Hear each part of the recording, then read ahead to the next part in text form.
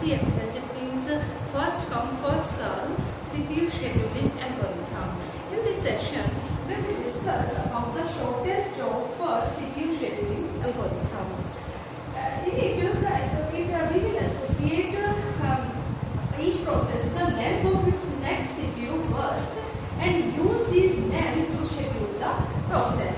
It means हमारे पास ready queue के अंदर जितने भी प्रोसेसेस हैं उनके साथ हम जो है बर्स्ट टाइम अटैच करते हैं कि हर एक को कितने टाइम के लिए सीपीयू की रिक्वायरमेंट है. That is known as the CPU burst time. It means we will select the process with the minimum burst time first, and after that in the increasing order of burst time we will select the other remaining processes. It is the optimum CPU scheduling algorithm because it gives the minimum average waiting time for a given set of processes. Now there are the two schemes. It means first one is the non-primitive CPU scheduling algorithm and second one is the primitive CPU scheduling algorithm. In the non-primitive, once the CPU is given to the process, suppose करो कि एक CPU है किसी process को allocate हो गया है, तो it will not preempt until it completes its CPU burst. It means अगर आपका कोई प्रोसेस उससे कम बर्स्ट टाइम का अगर आ भी गया है हमारी रेडी क्यू के अंदर, तो वो अपना रिलीज नहीं करेगा अपना CPU जब तक उसका काम कंप्लीट नहीं हो जाता है. इट मीन्स एक बार जब CPU is given to the process, it cannot be preempted. उसको नहीं लिया जा सकता until it completes its CPU burst time. And second one is the primitive.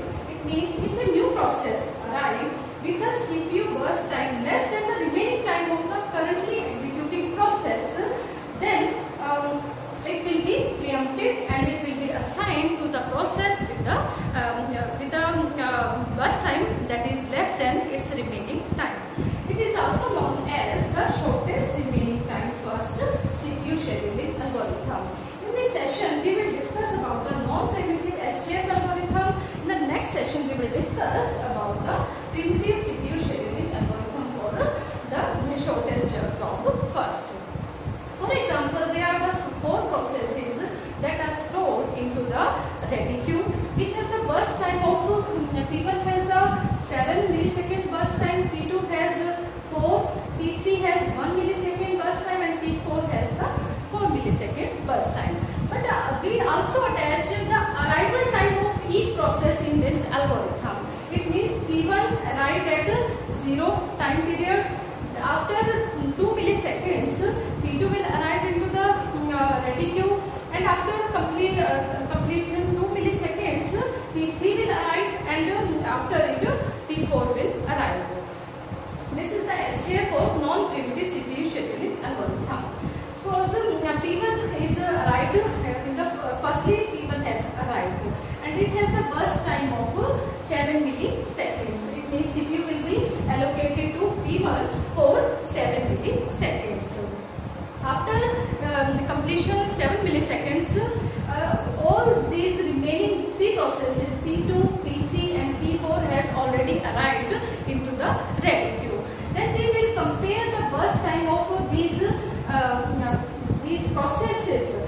P3 has the least burst time. Then we will allocate the CPU to P3 for 1 millisecond. After completion of P3, it will release the CPU and it will be allocated to P2, and after it CPU will be allocated to P4 for 4 milliseconds.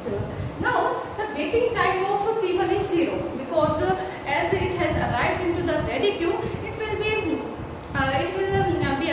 CPU will be allocated to P1. It means it does not have to wait for the CPU. It means P0 has 2 milliseconds. P2 has in the Gantt chart there is the value of 8, but it has been arrived at 2 milliseconds. It means 8 minus 2. It means total waiting time of P2 will be 6. P3 has 7 milliseconds, but it arrived at 4 time period. It means 7 minus 4. It means total average waiting time of P3 is 3 and 4. P4 12 minus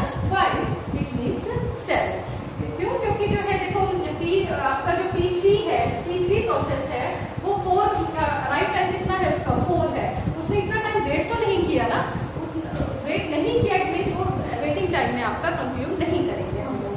so the average waiting time of these processes will be 0 plus 6 plus 3 plus 7 divided by 4. It means the average waiting time of the non-primitive SGF algorithm is only 4 milliseconds. In the next session, we will discuss about the primitive shortest of first CPU scheduling algorithm.